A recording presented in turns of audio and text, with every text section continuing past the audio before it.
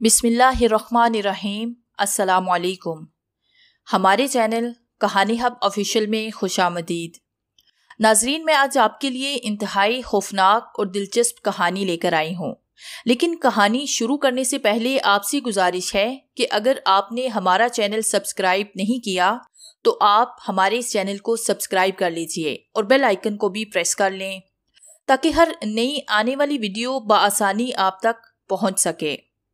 पेशे खिदमत है नॉवल जिनजादी की नजरे बद, एपिसोड नंबर 1। हवा के सीने को चीरकर आंखों की बिनाई उचक ले जाने को तैयार चमकती बिजली पूरे माहौल पर वहशत तारी किए हुए थी। अबर भी ऐसे बरस रहा था जैसे किसी ने आसमान से आबशारों के बंद तोड़ दिए हों। शोरगुल बर्पा करता पानी बादलों की गिरद से भी ज्यादा खौफनाक मंजर की अक्कासी कर रहा था। ऐसे में पुराने पुल के पास उनकी कार का इंजन गैर मुतवक्के तौर पर जवाब दे गया। सर्द रात में भी उनकी कार धुआं उग रही थी। कुछ देर यूं ही सोचने के बाद उसने धीरे से फ्रंट डोर ओपन किया तो हवा का भपरा हुआ झोंका बेलगाम बूंदों के संग कार के अंदर दाखिल हुआ। उसके जिस्म को शराबूर होने में सेकंड का 1000वां हिस्सा भी न लगा। उसके साथ ही फ्रंट सीट पर बैठी मुकद्दस ने हाथ बढ़ाकर रोकना चाहा, लेकिन वो उसकी आवाज कहाँ सुन सकता था। समात में अपनी हैबत बिठाते बादल भला किसी और आवाज को कैसे समात का हिस्सा बनने दे सकते थे। क्या हुआ? जैसे ही वो इंजन को देखकर दोबारा ड्राइविंग सीट पर आकर बैठा, मुकद्दस ने झटकर सवाल किया, लगता है पानी चला गया इंजन में, या फिर शायद बहुत ज्यादा गर्म हो गया है। वो कुछ भी अंदाजा लगाने से कासिर था। चल लम्हे कार से बाहर गुजारने पर ही उसके होंठ नीले पड़ गए थे। मुकद्दस ने बेचैनी के साथ विंड स्क्रीन से बाहर देखा तो पूरा माहौल शहर में जकड़ा हुआ महसूस हुआ। आसमान की बुलंदियों को छूते शाह बलूत रात के अंधेरे में किसी देव हैकल जिन की तरह दिखाई दे रहे थे, और ऐसे में जब बिजली चमकती तो जैसे इन शाहे बलूत में जान पड़ जाती। पत्ते आंखों का काम देते, हर शय उनको जैसे बुरी तरह घूर रही थी। उसने थूक निकलते हुए दोबारा जारिफ की तरफ देखा। जारिफ, मुझे इस जगह से वहशत आ रही है। ऐसे लग रहा था जैसे इन शाहे बलूत की ओर से हम पर कोई नजर रखे हुए है। एक एक लफ्ज में वहशत का उनसर शामिल था, मगर वो इसका असर भला कहाँ कबूल करने वाला था। एक झटके से बालू को झटका तो कई बूंदे मुकद्दस के चेहरे पर आ गिरी। चेहरे पर एक हल्की सी तबस्सुम बखेरे वो अब मुकद्दस की तरफ देख रहा था। भला मेरे होते हुए किसी के अंदर हिम्मत है कि वो तुम पर नजर रखे? वो इस माहौल को रुमानियत के रंग में रंगने की कोशिश कर रहा था। ये सारा प्यार घर जाकर निछावर कीजिएगा, फिलहाल तो किसी भी तरह इस जगह से निकलने का इंतजाम करें। एक अजीब सा डर उसके दिल में बैठता जा रहा था। वो इस अनजान माहौल में अपने अलावा किसी और की मौजूदगी भी महसूस कर सकती थी। एक ऐसे वजूद की मौजूदगी जो रात के अंधेरे में भी दिन की तरह देख सकता था, जिस पर इस पुरअसरार माहौल का कोई असर नहीं हो रहा था। बारिश के बंद हो जाने तक तो कुछ भी किया नहीं जा सकता। उसने दोनों हाथों को सीने पर बांधकर धीरे से कहा था। नाराजगी का एक पहलू उसके रवैये से आया था। मुकद्दस के चेहरे पर वहशत मजीद गालिब आ गई। लबों को मुतहरिक करते हुए उसने आयतल कुर्सी का विर्द शुरू किया तो माहौल में जैसे तनाव पहले से ज्यादा बढ़ गया। हवाओं के बेलगाम झोंके शाहे बलूत पर जैसे कहर डालने लगे। सब्ज पत्ते किसी 1000 रसीदा पत्तों की तरह जमीन बोस होने लगे। बारिश की बूंदें जैसे कंकड़ियों की मानित आसमान पे जमीन पर गिरती जा रही थी। आंखों की बेचैनी इस माहौल को किसी भी जाविये से कबूल करने को तैयार न थी। कुछ देर यूं ही गुजर जाने के बाद मुखालिफ सिम से एक फ्लैश लाइट दिखाई दी, मगर दोनों में से किसी ने भी उसकी तरफ कोई तवज्जो न दी। मुकद्दस आयतल कुर्सी का विर्द करने में मसरूफ थी, जबकि जारिफ मूड ऑफ किए बैठा था। वो कार उनके मुकाबला ठहरी। हवा में जैसे एक पल के लिए सकूत आया। तभी जारिफ को अपनी तरफ की विंड स्क्रीन पर एक खटखटाहट सुनाई दी। दोनों ने उस तरफ देखा तो मुकाबल की कार से स्क्रीन को खटखटाया गया था। स्क्रीन नीचे करते ही एक सर्द झोंके ने पूरी कार पर एक जादू सा कर दिया। हर तरफ खामोशी सी छा गई। मुकद्दस के मुतहरिक लब भी सुकून इख्तियार कर गए। आपको किसी मदद की जरूरत है? रात के अंधेरे में वो मुकाबिल कार में बैठे वजूद को तो देखने से कासिर रहे, मगर शीरी आवाज से उन्हें ये अंदाजा लगाने में जरा भी देर न लगी कि मुकाबिल की कार एक औरत ड्राइव कर रही थी। हमारी कार का इंजन बारिश के बायस जवाब दे चुका है। जारिफ ने हस्बे आदत वजह सामने रखने में देर न की। उसकी तबीयत ही कुछ दोस्ताना सी थी। अजनबियों से भी दोस्तों की तरह बात करता। शायद ये उसकी हो थी जो बहुत जल्द एक कहर बनकर उस पर नाजिल होने वाली थी। अगर आप चाहें तो हमारे साथ हमारे घर चल सकते हैं। हमारा घर सड़क के किनारे पर है। उस वजूद ने अगले ही लम्हे उन्हें पेशकश की थी, जिस पर जारिफ जरा सा झिझका और मुड़कर मुकद्दस की तरफ देखा। میرے خیال سے ہمیں یوں ہی کسی اجنبی کے گھر جانے سے اجتناب کرنا چاہیے، مقدس نے اپنی رائے دی۔ لیکن اس بارش میں یوں کار میں بیٹھے رہنے سے تو بہتر ہے نا، اب اس کے ساتھ جا کر کچھ آرام کر لیں۔ ویسے بھی پچھلے 5 گھنٹوں سے میں مسلسل کار ڈرائیو کر رہا ہوں۔ اس کے چہرے پر اب تھکان کے تاثر بھی نمایاں تھے۔ شاید مقدس کو اس کی حالت پر ترس آیا، تبھی اس بات میں گردن ہلا دی۔ آپ کا بہت بہت شکریہ۔ ظارف نے مسکراتے ہوئے ونڈ سکرین سے باہر دیکھا تو اس اجنبی کی چمکتی آنکھیں بجلی کی کمک میں کسی آفتابے کی مشابہ دکھائی دی۔ بادلوں کی گرج پہلے سے زیادہ تیز ہوتی چلی گئی۔ مقدس نے ذرا سا سہمے انداز میں بیک مرر سے ایک چھتری اٹھائی اور کار سے باہر آ گئی۔ سارا ماحول شہر میں بری طرح جھکڑا ہوا تھا۔ رات کا اندھیرا ہر شے پر اپنا جادو بکھیرے ہوئے تھا۔ اس نے ایک نگاہ دریا کے پچھلے کنارے پر دوڑائی تو وحشت کا عجیب سا منظر اس کا منتظر تھا۔ دور کے شاہ بلوت کسی پہاڑ کی طرح ساکت تھے۔ رائی کے دانے کے برابر بھی ان میں جنبش نہ تھی۔ خوف کی ایک سرد لہر اس کے جسم میں سرایت کر گئی۔ اس سے پہلے کہ وہ اپنے دائیں طرف ہوا کے سنگ جھومتے شاہ بلوت کو دیکھتی، ظارف نے دھیرے سے اس کے شانوں پہ ہاتھ رکھا۔ یہ احساس برف سے زیادہ سرد تھا۔ اس نے ایک سسکی لیتے ہوئے ظارف کی طرف دیکھا۔ چہرے پر مسکراہٹ پھیلائے وہ پرفسو نگاہوں سے اس کی طرف دیکھ رہا تھا۔ اب چلنا ہے یا پھر یوں ہی اس سحر انگیز پل پر ہی رات بسر کرنے کا ارادہ ہے؟ اس کا لہجہ معنی خیز تھا۔ لہجے میں ایسی طمانینت اس نے کبھی محسوس نہ کی تھی۔ مقدس نے ایک نگاہ اپنی مسیحا کار کی طرف دوڑائی تو رات کی تاریکی سے زیادہ سیاہ کار اگرچہ کافی پرانے ماڈل کی دکھائی دے رہی تھی، مگر ایک لکیر تک واضح نہ تھی۔ ایسے لگتا تھا جسے ابھی ابھی شو روم سے نکالی گئی ہو۔ آپ کا بہت بہت شکریہ جو آپ نے ہمیں رات گزارنے کے لیے جگہ فراہم کی، ورنہ شاید یہ طوفانی رات ہمیں کار میں ہی گزارنا پڑتی۔ ظارف اور مقدس پچھلی سیٹ پر بیٹھے ہوئے تھے۔ تب سردی کو دور کرنے کی خاطر اس نے ہاتھوں کو رگڑتے ہوئے کہا تھا، شکریہ کی کوئی بات نہیں، آپ کی مدد کرنا تو ہمارا فرض ہے۔ آواز میں ایسا جادو تھا جسے سن کر ظارف کے لبوں پر معنی خیز مسکراہٹ ابھری۔ مقدس کے دل میں ایک تشویش پیدا ہوئی، ایک اضطرابی کسی کیفیت مسلسل اس کے پرسکون دل میں ہلچل مچا رہی تھی۔ اس نے آئینے کی اوٹ سے ڈرائیو کرتے وجود کا چہرہ دیکھنا چاہا، مگر وہ سیاہ زلفوں کی اوٹ سے ڈکا رہا۔ فقط ایک آنکھ دکھائی دے رہی تھی، بڑی بڑی جھکی پھلکیں اپنے اندر کئی رازوں کو مدفون کیے ہوئے تھی۔ باہر بادلوں کی گرج چمک جاری تھی۔ یکدم بجلی چمکی تو اسے ایسے لگا جیسے وہ بجلی اس کے سر پر آ گری ہو۔ وہ بری طرح سہم گئی۔ ایک لمحے کے لیے تو ظارف بھی چونکا، مگر وہ وجود بالکل ساکت رہا۔ پر اطمینان انداز میں ڈرائیو کرتا وہ وجود اپنی دوسری آنکھ کو حسین و جمیل زلفوں میں چھپائے ہوئے تھا۔ ظارف مقدس کی کپکپی کو دور کرنے کی خاطر اس کے ہاتھوں کو پیار سے سہلانے لگا۔ لگتا ہے آپ اپنی بیوی سے بہت پیار کرتے ہیں۔ کافی دیر کی خاموشی کے بعد وہ پر اسرار وجود گویا ہوا تھا۔ جی بالکل، بہت پیار کرتا ہوں میں اپنی بیوی سے، ایک خراج تک برداشت نہیں کرتا میں اس وجود پر۔ اپنے دائیں بازو کو مقدس کی شانوں پر پھیلاتے ہوئے اسے اپنے سینے سے لگایا تو ایک پر اسرار مسکراہٹ آئینے سے دکھائی دی۔ لب کسی گلاب کی پنکھڑی کی طرح معلوم ہوتے تھے، رنائی بھی کسی اد کھلے گلاب کی طرح، مگر کاٹ کسی تھوڑ کی مثل۔ لیجئے ہمارا گھر آ گیا، اب اندر جا کر ہمارا انتظار کریں، ہم ذرا کار پارک کر کے آتے ہیں، اس نے ایک بار پھر طمانت بھرے لہجے میں کہا تھا۔ ظارف فقط کندھے اچکاتے ہوئے کار سے باہر آیا، مگر مقدس اس کے لیے تو جیسے آج کی رات بہت بھاری ثابت ہونے والی تھی۔ اس نے اس اجنبیہ کی طرف نگاہ دوڑائی تو کسی گہری کھائی کی طرح مسافت محسوس ہوئی۔ آسمان پر چمکتی بجلی اور بادلوں کی گرج بھی اس کے وجود میں کوئی ہلچل پیدا کرنے سے قاصر تھی۔ خوف کا کروا گھونٹ پیتے ہوئے اس ظارف کا ہاتھ مضبوطی سے تھاما تو پہلی بار اس اجنبیہ نے اپنی پلکیں اٹھائی۔ خوف کے سبب وہ ظارف سے جا ٹکرائی۔ مقدس، کیا ہوا؟ تم ٹھیک تو ہو نا؟ ظارف نے پریشانی والے لہجے میں استفسار کیا تھا، مگر وہ کیا کہتی؟ یہ کہ وہ سفید چمکتی آنکھوں سے ڈر گئی۔ خمار سے بڑی آنکھیں جو کسی کو بھی اپنے جال میں پھانسنے کے لیے کافی ہوں، ایسی آنکھیں جو ایک بار کسی وجود کو دیکھ لے تو اس کو نظر بد لگنے میں کوئی شبہ نہ رہے، ایسی آنکھیں جو خاموش رہ کر بھی بہت کچھ کہہ جاتی ہوں، جن کی خاموشی کسی بیری کے درخت کی طرح کانٹے سموئے ہو۔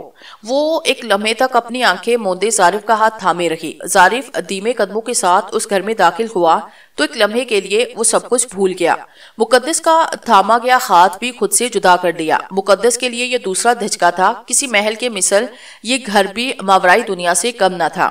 رات کے وقت بھی دن کا سما تھا، بظاہر کوئی روشنی کا ماحظ نظر نہیں آ رہا تھا، مگر ایک بالش کے برابر بھی اندھیرے کا ڈیرا نہ تھا۔ نگاہوں کے سامنے رکھے صوفے کسی بادشاہ کی نشست سے مشابہ تھے۔ سنہری ریشم سے بنے پردے آنکھوں کے سامنے ایسے لہرا رہے تھے جیسے ہوا کے سنگ ابھی اڑا کر کہیں چلے جائیں گے۔ سنگ مرمر سے بنا فرش آئینے کے مترادف تھا۔ نیچے نگاہ کرو تو چھت پر لگے دلکش فانوس نظر آتے، اوپر دیکھو تو دل فریب ساز سماعت میں رس گھولنے لگتا۔ ظارف کی طبیعت تو پہلے ہی پرفسو چیزوں پر مرمٹ جانے والی تھی، پھر بلا ایسا کیسے ممکن نہ ہوتا یہ گھر اس پر اپنا روب و دبدبہ مسلط نہ کرتا۔ وہ دھیرے دھیرے آگے بڑھتا گیا۔ مقدس نے ہاتھ بڑھا کر روکنا چاہا مگر جانے کی اس کی زبان سے ایک لفظ بھی جاری نہ ہوا۔ خاموش نگاہیں ماحول کے اثر کو قبول کرنے کی کوشش کر رہی تھی۔ آپ کو ہمارا گھر اچھا لگا؟ دونوں دفتن پلٹے۔ اچھا؟ بالکل بھی نہیں، ظارف نے مانحص لہجے میں کہا اور پھر ایک لمحہ توقف کے بعد اپنا جملہ مکمل کیا۔ بلکہ لاجواب۔ یہ سنتے ہی اس کے چہرے پر وہی مسکراہٹ ابھری تھی۔ اس کی ایک آنکھ ابھی تک زلفوں کی اونٹ میں چھپی تھی۔ دل فریب چال کے ساتھ وہ ظارف کی طرف بڑھنے لگی تو مقدس ایک لمحے کے لیے ششدر رہ گئی۔ اس کے لبوں پر ایک مسحور کن مسکراہٹ تھی جس پر سے ظارف اپنی نگاہیں چاہ کر بھی ہٹا نہیں سکتا تھا۔ یکٹک اس کی حسین زلفوں کو دیکھتا جا رہا تھا۔ آئیکا، اس وجود نے اپنا ہاتھ ظارف کی طرف بڑھایا تو وہ جیسے خوابوں کی دنیا سے باہر نکل آیا۔ تھوڑا سا جھجکتے ہوئے گردن جھکائی۔ ہمارا نام آئیکا ہے، اپنا تعارف کرواتے ہوئے کہا تو وہ بھی مسکرا دیا اور خوش اسلوبی کے ساتھ اس کا ہاتھ تھاما۔ میں تو بھول ہی گیا تھا آپ کو اپنا نام بتانا۔ میرا نام ہے ظارف اور میری۔ اس سے پہلے کہ وہ مقدس کا نام بتاتا آئیکا اس کا ہاتھ تھام چکی تھی۔ ہاتھوں کے ٹچ ہونے کی دیر تھی کہ ظارف کے گیلے بال یکدم خشک ہو کر ایسے لہرانے لگے جیسے ہواؤں کے سنگ ابھی اڑ کر خوابوں کی وادیوں میں کھو جائیں گے۔ لبوں کی جنبش بھی ایک لمحے کے لیے ساکت ہو گئی۔ عجیب سا ساز ظارف کی سماعت میں گونجنے لگا۔ اسے ایسے محسوس ہوا جیسے اندھیر وادی میں وہ آئیکا کے ساتھ بالکل تنہا کھڑا ہو۔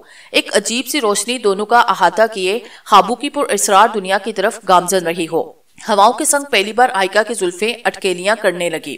دونوں آنکھیں جیسے ہی زلفوں کی اوٹ سے باہر آئی تو ظارف پر جیسے جادو سا چھا گیا۔ آفتابے کی مثل آنکھیں سفید کمک اپنے اندر سمیٹے ہوئے تھی۔ وہ ان جھیل آنکھوں میں غوطہ زن تھا۔ آس پاس کے ماحول سے بے خبر وہ آئیکا میں کھو چکا تھا۔ ظارف، مقدس نے دھیرے سے کہا مگر وہ آئیکا کی نگاہوں میں بری طرح مدہوش تھا۔ مقدس کی پکار بھی اس کی سماعت تک پہنچنے سے قاصر تھی۔ وہ آہستہ آہستہ قدموں سے آگے بڑھے۔ اس کا پور کانپ رہا تھا۔ سانسوں کی روانی بھی پہلے سے زیادہ تیز ہو گئی۔ اس نے دھیرے سے اپنا ہاتھ آگے بڑھایا اور آئیکا کو چھونا چاہا۔ جیسے ہی اس نے آئیکا کے شانوں کو پیچھے سے چھوا تو وہ پلک جھپکتے ہی پلٹے۔ اس کے پلٹنے کی دیر تھی، مارے خوف کے وہ پیچھے اچھل پڑی۔ آئیکا کی آنکھیں جانے کیسی وحشت سمیٹے ہوئے تھی، چمکتی آنکھیں کسی نظر بد کا شبہ دے رہی تھی۔ نظروں کا حصار ختم ہونے پر ظارف نے بھی حقیقت کا سفر طے کیا اور مقدس کے یوں چونکنے پر اس کے پاس آیا۔ مقدس، تم ٹھیک تو ہو نا؟ کیا ہوا؟ تم ایسے کیوں چونکی؟ وہ اس کو اپنی محبت کی چھاؤں میں سمیٹے پوچھ رہا تھا۔ آئیکا کی آنکھیں ابھی تک وہ عجیب سی چمک سمیٹے ہوئے تھی۔ وہ مقدس نے نہ چاہتے ہوئے بھی آئیکا کی آنکھوں کی طرف اشارہ کیا مگر اپنی آنکھوں کو بند کیے رکھا۔ وہ دوبارہ اس کی آنکھوں کی وحشت برداشت نہیں کر سکتی تھی۔ وہ کیا کچھ بھی تو نہیں ہے وہاں؟ ظارف نے پلٹ کر دیکھا تو اسے کچھ بھی عجیب نظر نہ آیا۔ وہ مسلسل مقدس کو سہلاتے ہوئے اس کا حوصلہ باندھتا رہا۔ مقدس نے بھی ظارف کے کہنے پر اپنی آنکھیں کھولی تو اسے دوبارہ دھچکا لگا۔ اس کی آنکھیں اب غیر معمولی نہ تھی، کوئی چمک وہاں موجود نہ تھی۔ ایک پل کے لیے سانس لینا بھی دشوار سا ہو گیا تھا۔ لگتا ہے آپ کی بیوی پر موسم کی وحشت کا اثر ہو گیا ہے۔ آپ دونوں کمرے میں جا کر آرام کریں، ہم کھانے کا بندوبست کر کے آتے ہیں، اس نے طمانت بھرے لہجے میں کہا اور دائیں طرف کو چل دی۔ بظاہر وہاں کوئی دروازہ نہیں آ رہا تھا مگر اس کے قدم اسی طرف اٹھ رہے تھے۔ لیکن کمرہ؟ ظارف نے اچنبھے لہجے میں پوچھا تھا۔ جس کمرے میں دل چاہے آرام فرما لیں، اس نے بنا پلٹے جواب دیا تھا۔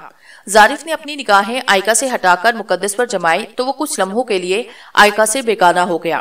تبھی اس کے قدم کچھ دیر کے لیے ٹھہرے اور پیچھے پلٹ کر دیکھا تو ظارف مقدس کو بازو سے پکڑے بائیں طرف کے زینے کی طرف بڑھ رہا تھا۔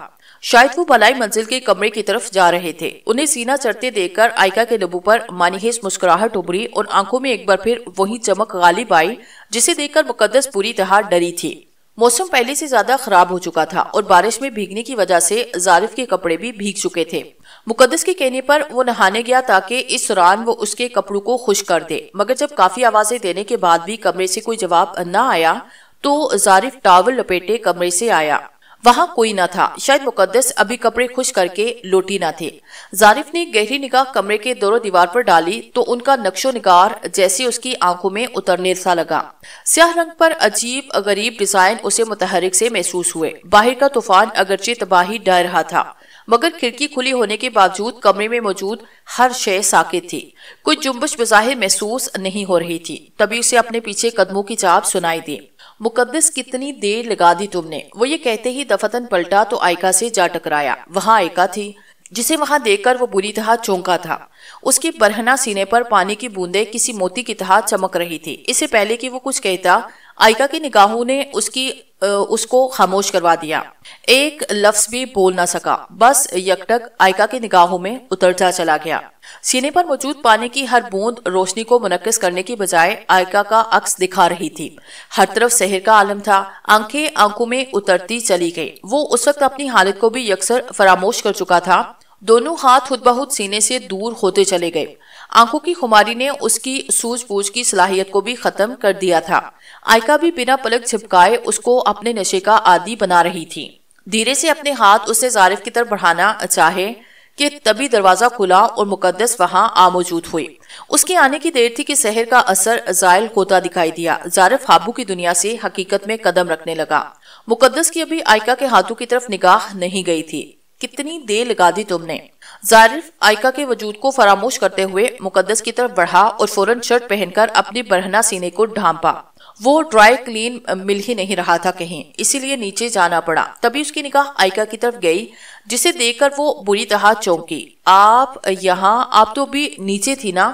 اس کے الفاظ میں عجیب سی جنبش تھی۔ وہ غیر یقینی لہجے میں پوچھ رہی تھی۔ ہم نیچے تھے مگر آپ کو ڈرائی کلینر دے کر ہم یہاں اس لیے چلے آئے تاکہ ظارف کو کھانے کا کہہ دیں۔ کھانا تیار ہے، آ کر کھا لیں۔ اس نے ایک بار پھر ظارف پر گہری نگاہ ڈالتے ہوئے کہا تھا۔ سوری آئکا جی، میں ظارف نگاہیں جھکائے معافی مانگ رہا تھا۔ شاید اسے اب احساس ہوا تھا کہ وہ ایک وقت تک بنا شرٹ کے آئکا کے سامنے کھڑا رہا۔ معذرت کرنے کی کوئی ضرورت نہیں آپ کو، آپ ہر روپ میں اچھے لگتے ہیں۔ اس نے نشیلی مسکراہٹ کو لبوں پر بکھیرا جو مقدس کے لیے کسی زہر کی کاٹ سے کم نہ تھی۔ آپ چلیں، ہم آتے ہیں، زبردستی مسکراتے ہوئے مقدس نے کہا تھا، جس پر وہ وہاں سے چلی گئی جبکہ اس کا احساس ایک وقت تک دونوں کے درمیان موجود رہا تھا۔ کھانا کھانے کے بعد وہ واپس کمرے میں آ چکے تھے۔ باہر کا موسم ابھی تک خراب تھا۔ آنکھوں کی بینائی کو اچک لے جانے کو تیار بجلی کی کمن دل دہلا دینے کی حد تک خوفناک تھی۔ بادلوں کی گرج تو جیسے سماج کی دشمن بننے پر تولی ہوئی تھی۔ کمرے میں آنے کے بعد سب سے پہلے مقدس نے کھڑکی کے پٹو کو بند کیا اور آگے پردے لہرا دیے تاکہ باہر کا خوفناک منظر آنکھوں سے اوجھل رہے۔ ظارف بھی بیڈ کے سامنے رکھے صوفے پر بیٹھ کر جرابیں اتار رہا تھا۔ میں تو سوچ رہی تھی کہ 1-2 گھنٹے میں موسم خود بخود ٹھیک ہو جائے گا، لیکن اب تو ایسے لگتا ہے ساری رات ابر کرم یوں ہی قہر ڈھاتا رہے گا۔ مقدس کے لہجے میں یاسیت کا عنصر شامل تھا۔ اب قدرت کے آگے ہم کر بھی کیا سکتے ہیں؟ اب ساری رات آنکھوں میں کاٹنے سے بہتر ہے کچھ دیر آرام ہی کر لیا جائے۔ ویسے بھی بہت زیادہ تھک چکا ہوں۔ جانے آئکا جی نے کھانے میں کیا ملایا تھا؟ کھاتے ہی نیند آنا شروع ہو گئی۔ اس نے جمائی لیتے ہوئے کہا اور پھر صوفے سے اٹھنے کی بجائے وہیں دراز ہو گیا اور اپنا سر صوفے کی بیک پر ٹیک لگا کر آنکھیں بند کر لی۔ ظارف کی اس جملے پر مقدس کو ذرا سا جھٹکا لگا۔ استفہامیہ نگاہوں سے ظارف کی طرف دیکھنے کے بعد وہ آگے بڑھی اور اس کے بالکل قریب آ کر گویا ہوئی۔ آپ نے اپنے اوپر دم کیا؟ مقدس کی غیر متوقع سوال پر اس نے چونکتے ہوئے آنکھیں کھولی اور ذرا سا آگے جھکتے ہوئے اپنے بازو اپنے رانوں پر جما لیے۔ دم؟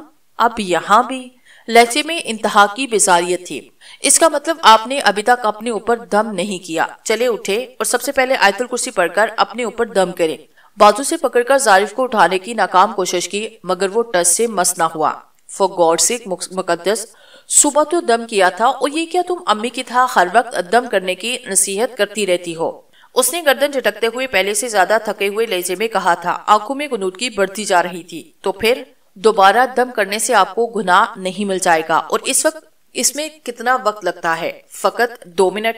کیا آپ 2 منٹ نکال کر ایک بار آیت الکرسی پڑھ کر اپنے اوپر دم بھی نہیں کر سکتے؟ لہجہ قدرے سخت ہو چکا تھا۔ کیا ہوگا اس سے؟ کیا ہوگا سے کیا مطلب ہے آپ کا؟ اللہ پاک نظر بد سے محفوظ رکھتا ہے، اور امی جان ہمیشہ سے کہتی ہیں آپ کو بہت جلد دوسروں کی نظر لگ جاتی ہے، اور پھر آئکا کو یوں آپ کو بغور دیکھنا مجھے کانک نہیں بھایا۔ آخری جملے پر اس نے نظریں جھکائی جیسے کسی شک کو اپنے دل میں چھپا رہی ہو۔ اوہ! تو یہ بات ہے۔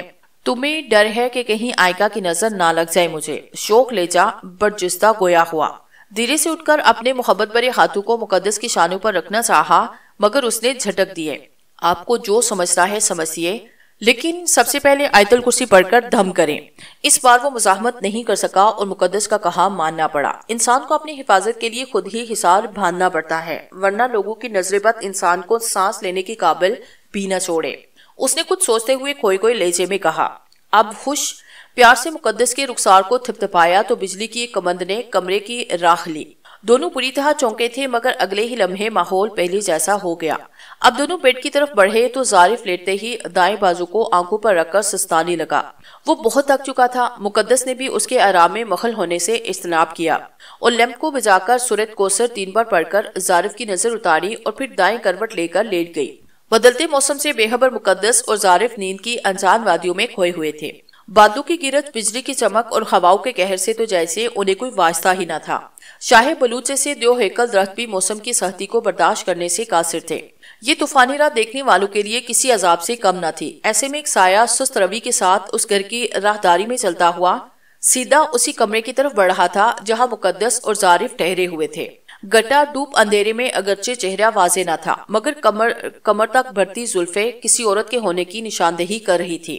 اس سائے کے اٹھتے ہر قدم کے ساتھ ہی مشعلیں برکتی اور پھر آگے بڑھ جانے پر خود بخود گل ہو جاتی۔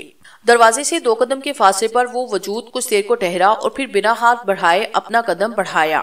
نظروں کا قہر اس دروازے پر ایسا ڈھایا گیا کہ وہ بنا آواز کے خود بخود کھلتا چلا گیا۔ کمرے میں خود بخود روشنی چھا گئی۔ وہ وجود اندر داخل ہوا اور سامنے بیڈ کی طرف بڑھنے لگا۔ ظارف دائیں طرف کروٹ لیے سینے تک لحاف اوڑھے سویا ہوا تھا، جبکہ مقدس بائیں جانب سیدھی کروٹ لیے لیٹی تھی۔ وہ وجود اب ظارف کی طرف بڑھنے لگا۔ 2 قدم کے فاصلے پر اس وجود نے ایک گہری نگاہ ظارف پر ڈالی جو اس سب ماجرے سے بے خبر تھا، ایک زہریلی مسکراہٹ جو دیکھنے والوں کو اپنی آنکھیں موندنے پر مجبور کر دے۔ اس کے ساتھ وہ ظارف کی جانب اپنا ہاتھ بڑھا رہی تھی۔ بڑی بڑی سیاہ آنکھوں میں وحشت کے ساتھ ایک عجیب سا احساس جھلک رہا تھا۔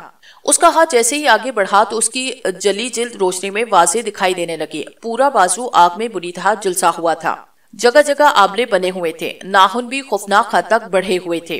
دیکھتے ہی دیکھتے اس کا پورا وجود تبدیل ہونا شروع ہوا۔ سانسوں کی جگہ سیاہ دھواں نتنوں سے نکلتا اور ظارف کی اور بڑھتا۔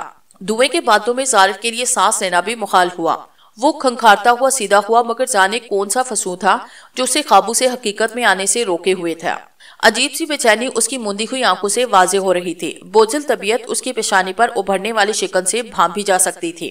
اپنا ہاتھ سینے پر پھیرتے ہوئے گھبراہٹ کو اشکار کر رہا تھا، مگر نیند کا تسلسل تھا کہ ٹوٹنے کا نام نہیں لے رہا تھا۔ ادھر یہ خوفناک وجود ظارف کے جسم کے عین اوپر جھکتا چلا جا رہا تھا۔ جیسے ہی اس کا جلا کٹا ہاتھ ظارف کے چہرے کو چھونے کے لیے آگے بڑھا تو ایک زوروں کی بجلی چمکی اور اس وجود کو پیچھے کی اور دھکیل دیا۔ اس کے ہاتھ میں آگ کے شعلے بڑک اٹھے، درد سے بڑی چیخیں پورے کمرے میں گونجنے لگی۔ سماج شکن چیخوں کو سن کر بھی مقدس اور ظارف نیند سے بیدار نہ ہوئے۔ آنکھیں آگ سے زیادہ سرخ اور کسی جلتی ہوئی بٹی سے زیادہ دہکنے لگی۔ دھوئیں کے بادل اس کی سانسوں سے نکل کر ظارف کے گرد منڈلانے لگے، مگر اسے اپنے شکنجے میں لینے میں ناکام رہے۔ ظارف وہ چیخی تھی مگر سننے والا کوئی نہ تھا۔ تبھی اس کی نگاہ مقدس پر پڑی اور گزرے لمحے کسی فلم کی ریل کی طرح اس پر آشکار ہوتے چلے گئے۔ وہ منظر جب مقدس نے سورہ کوثر پڑھ کر اس پر دم کیا تھا، اس کے سامنے تھا۔ آنکھوں میں نفرت کے شعلے بھڑکنے لگے۔ ظارف کو ہم سے کوئی نہیں چھین سکتا، کوئی بھی نہیں۔ وہ کچا چبا جانے والی نظروں سے دیکھتے ہوئے اب مقدس کی اور بڑھنے لگی تھی، مگر ایک بار پھر اسے ناکامی ہوئی۔ یہاں بھی چھونے پر اس کے ہاتھوں میں آگ بھڑک اٹھی۔ پورا کمرہ اس کی قربناک چیخوں سے لرز اٹھا، مگر ستم ظارف اور مقدس ان سب سے ناآشنا رہے۔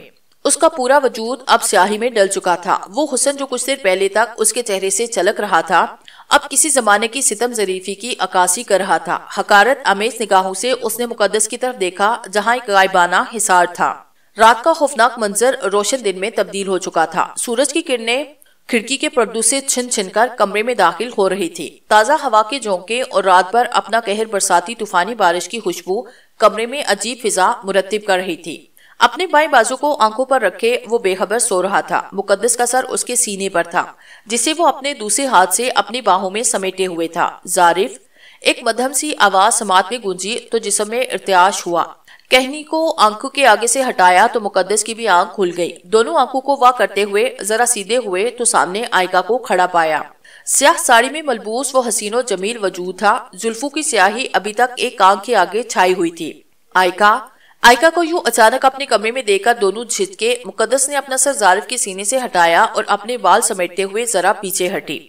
زارف بھی نگاہیں چراتا ہوا ادھر ادھر دیکھنے لگا۔ معاف کیجئے، ہم بنا اجازت کے کمرے میں داخل ہو گئے۔ وہ دراصل ہم نے دروازہ کھلا دیکھا تو سمجھے شاید آپ اٹھ چکے ہوں، بس اسی لیے چلے آئے۔ اس نے اپنا معاملہ صاف کیا تو مقدس مجبوراً مسکراتے ہوئے اٹھی۔ نہیں، ایسی بات نہیں، وہ دراصل ہم اتنی دیر تک سوتے نہیں ہیں نا۔ اف، سورج نکل آیا۔ اس نے باہر کی جانب دیکھا تو یاسیت اس کے چہرے پر چھا گئی۔ آج تو فجر کی نماز بھی قضا ہو گئی۔ اس نے بجھے ہوئے لہجے میں کہا تھا۔ نماز کی قضا ہونے کا غم اس کے چہرے سے جھلک رہا تھا۔ آپ منہ ہاتھ دھو لیں، ہم نے ناشتہ تیار کر دیا۔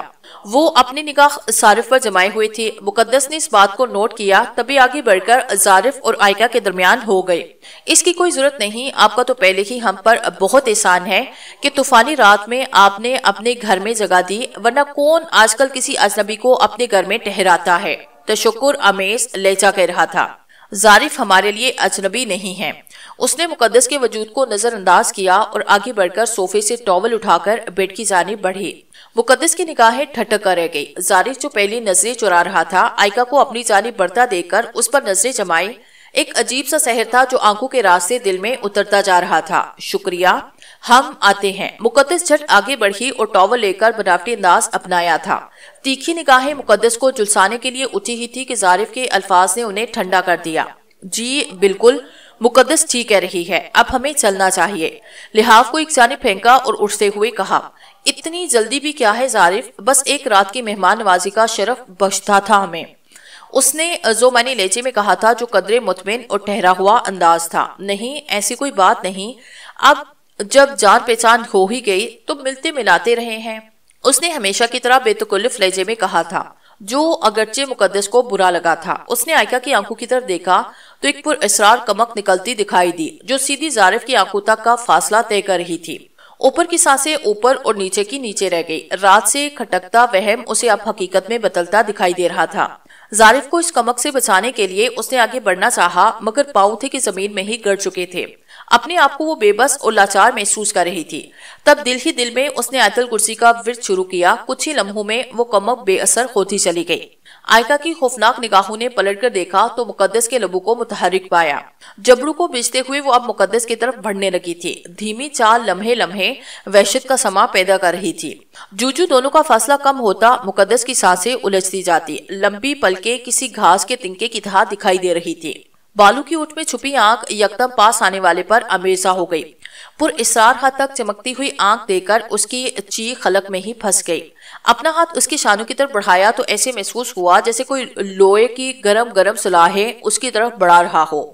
دعا اگلتی سانسیں اس کو اپنے حصار میں لینے کی کوشش کر رہی تھی۔ ہم انتظار کر رہے ہیں، بدہم سا لہجہ انتہائی سخت الفاظ کہہ کر باہر جانے لگا۔ اس کے پلٹتے ہی مقدس کی سانسیں بحال ہونا شروع ہوئی۔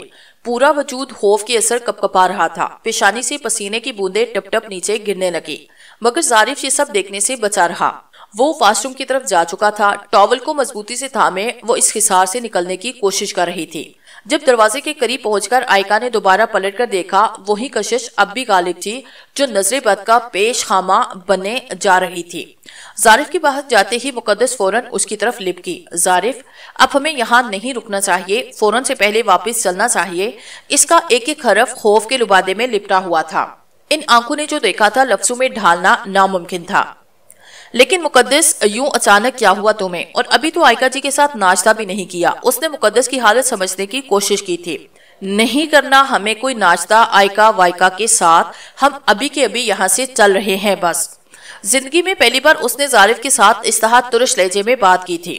ٹاول کو ایک جھٹکے سے بیڈ پر پھینکتے ہوئے اس کے پورے وجود پر ایک لرزہ طاری تھا۔ بھیگی مسکان اس کے خوف کی عکاسی کر رہی تھی۔ اچھا مقدس میری جان، جیسا تم کہو گی ویسا ہی کریں گے ہم۔ حالات کی نزاکت کو سمجھتے ہوئے اس نے آگے بڑھ کر اس کے رخسار کو اپنے دونوں ہاتھوں میں لیا اور دھیرے سے اس کے بالوں کو بوسا دیا۔ بے قرار وجود کو قدرے قرار تو آیا، مگر بے سکونی اب بھی غالب تھی۔ بس آپ ابھی اس گھر سے چلیں، مجھے آئکا اچھی نہیں لگتی، وہ بڑبڑاتے ہوئے کہتی جا رہی تھی، جبکہ ظارف ان لفظوں کا مفہوم سمجھنے سے قاصر تھا۔ کئی لمحے بیت جانے کے بعد بھی ظارف اور مقدس نیچے نہیں آئے تو آئکا کو تشویش ہوئی۔ وہ خالتے اضطرابی میں ڈائننگ ٹیبل پر ان کا انتظار کر رہی تھی۔ اس نے زینے سے ڈائننگ ٹیبل تک کے 20 چکر لگائے، مگر ان دونوں کا کوئی نام و نشان نہ تھا۔ یہ ظارف کہاں رہ گئے؟ ابھی تک نیچے کیوں نہیں آئے؟ اس نے دل میں سوچا اور پھر زینے کی طرف بڑھی۔